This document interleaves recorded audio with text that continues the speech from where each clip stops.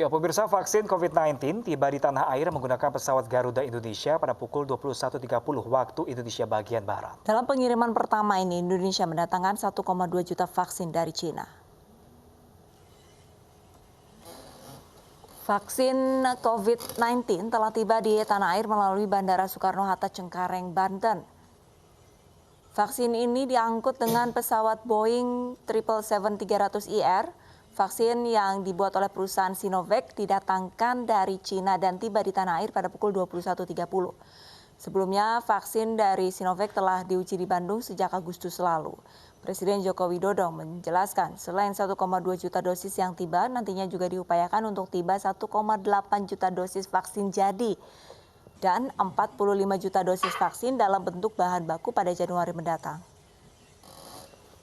Pertama, seluruh prosedur harus dilalui dengan baik dalam rangka menjamin kesehatan dan keselamatan masyarakat, serta efektivitas vaksin. Pertimbangan ilmiah, hasil uji klinis, ini akan menentukan kapan vaksinasi bisa dimulai. Kedua, sistem distribusi vaksin ke daerah. Ini adalah hal yang sangat penting. Yang ketiga, karena tidak memungkinkan dilakukan vaksinasi secara serempak untuk semua penduduk, saya harap semua pihak untuk mengikuti pengumuman dan petunjuk-petunjuk dari petugas yang saat ini sudah menyiapkan. Tak batasi jumlah pengunjung di tengah pandemi COVID-19, petugas bubarkan kerumunan di sebuah kafe di Cakung, Jakarta Timur. Bahkan para pengunjung mengabaikan jaga jarak dan tidak mengenakan masker.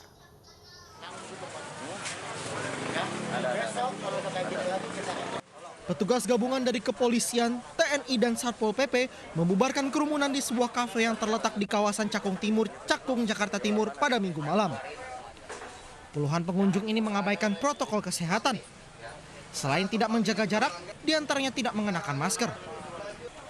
Bahkan petugas juga menemukan minuman keras dari salah satu meja yang dikemas menggunakan botol mineral. Petugas langsung memperingatkan pihak pengelola yang tidak membatasi jumlah pengunjung dan mengadakan live music sehingga mengundang kerumunan. Kita temukan masih ada kerumunan ya warga, terutama di tempat seperti restoran, kafe. Langsung kita tindak, ya kita bubarkan untuk pengunjungnya dan juga kita akan mintakan pertanggungjawaban. Kita panggil dan kita proses secara hukum untuk manajemen restoran tersebut. Selanjutnya petugas akan memproses lebih lanjut pihak manajemen kafe. Petugas menegaskan agar seluruh masyarakat dapat mematuhi protokol kesehatan guna menekan angka penyebaran COVID-19.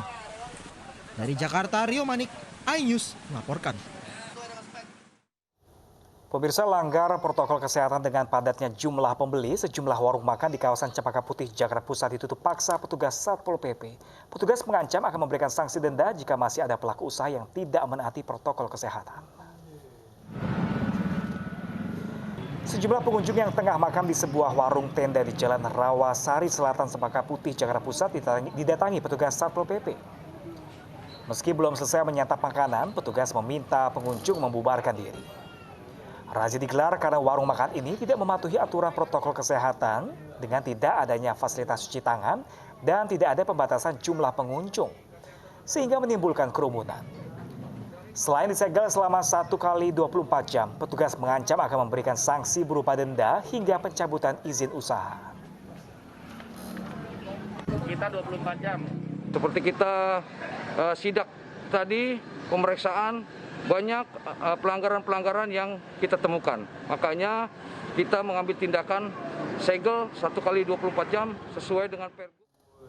Tim Satgas Percepatan Penanganan COVID-19 Kota Tasikmalaya, Jawa Barat membubarkan perlombaan burung kicau. Pembubaran dilakukan karena peserta lomba tidak mematuhi protokol kesehatan.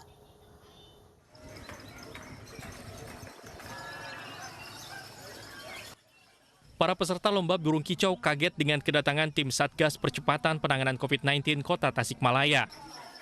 Tim Satgas langsung meminta panitia lomba menghentikan kegiatan karena para peserta berkerumun, tidak menjaga jarak dan banyak yang tidak mengenakan masker. Selain itu, kegiatan ini juga tidak berizin. Para peserta pun membubarkan diri dengan menurunkan sangkar burung yang masih terpasang di arena lomba. Tak sedikit peserta yang kesal mengembalikan tiket pendaftaran karena merasa dirugikan. Sudah kita tanya sama penyelenggara bahwa mereka tidak mempunyai izin. Lagi seperti Kota Tasik ini zona merah. Jadi saya selaku padal, saya ambil kesimpulan langsung saya suruh segel. Langsung saya bubarkan. Tidak ada lagi kerumunan khususnya di penyelenggara burung ini. Selain membubarkan kerumunan lomba burung kicau, petugas juga menyegel ruangan panitia selama 3 hari ke depan. Hal itu dilakukan petugas untuk memberikan efek jera kepada panitia. Dari Tasikmalaya, Jawa Barat, Asep Juharyono, iNews melaporkan. Pemirsa, tim pemburu COVID-19 DKI Jakarta membubarkan dan menutup sejumlah tempat hiburan malam yang beroperasi di tengah pandemi pada Minggu dini hari. Di sejumlah tempat hiburan malam, protokol kesehatan dilanggar karena banyak orang berkerumun.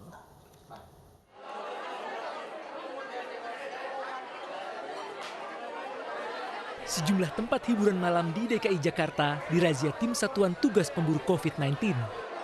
Salah satu tempat hiburan malam di kawasan SCBD Jakarta Selatan dipadati pengunjung tanpa memperdulikan social distancing.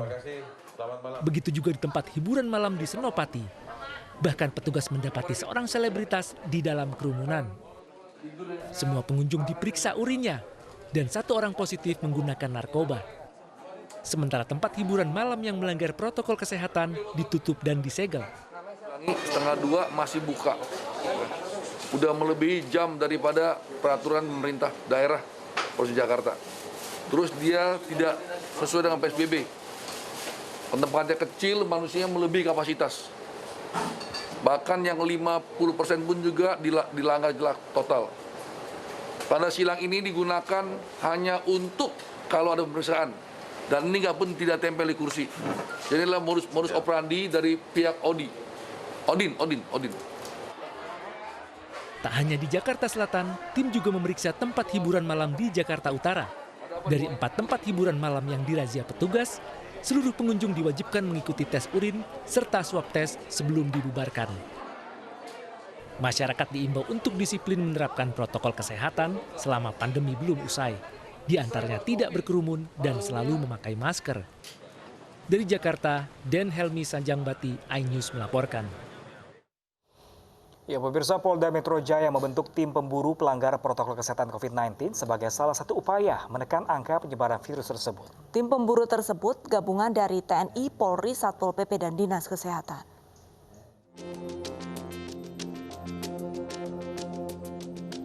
Masih tingginya angka penyebaran COVID-19 di Jakarta dan banyaknya pelanggar protokol kesehatan membuat Polda Metro Jaya, Kodam Jaya, dan Pemprov DKI Jakarta membentuk tim pemburu pelanggar protokol kesehatan COVID-19. Nantinya tim ini akan memantau dan menjemput langsung jika ada pasien positif yang masih berkeliaran ataupun menindak secara hukum pelanggar protokol kesehatan. Jadi kalau ada kerumunan, kalau ada tindakan-tindakan awal yang akan menyebabkan terjadi kerumunan, maka tim ini akan bekerja. Kami tidak akan menunggu masalah, tapi sebelum terjadi masalah, maka tim ini akan turun. Mudah-mudahan dengan soliditas, sinergitas, kolaborasi antara TNI, Polri, kemudian dengan pemerintah Provinsi DKI, kita bisa mewujudkan Jakarta yang sehat dari COVID-19. Siapapun yang melanggar, kita akan tindak dengan tegas. Pembentukan tim pemburu pelanggar protokol kesehatan COVID-19 ini juga akan membantu jalannya operasi justisi yang dilakukan oleh pihak kepolisian, TNI, dan Satpol PP. Namun yang berbeda, tim pemburu COVID-19 akan bertindak lebih tegas dengan penerapan hukum bagi pelanggar serta tidak segan-segan langsung menjemput orang positif COVID-19 yang masih berkeliaran. Tetapi masih ada terjadi peningkatan, berarti adanya kekurangan disiplin dari masyarakat.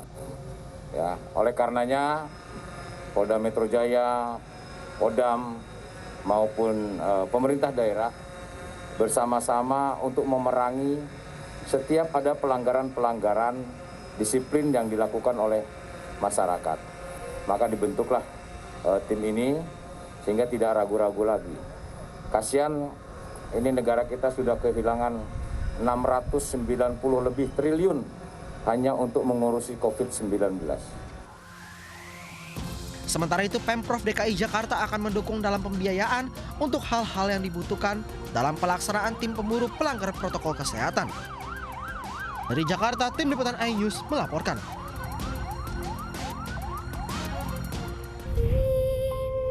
Ibu sedang susah merintih dan berdoa.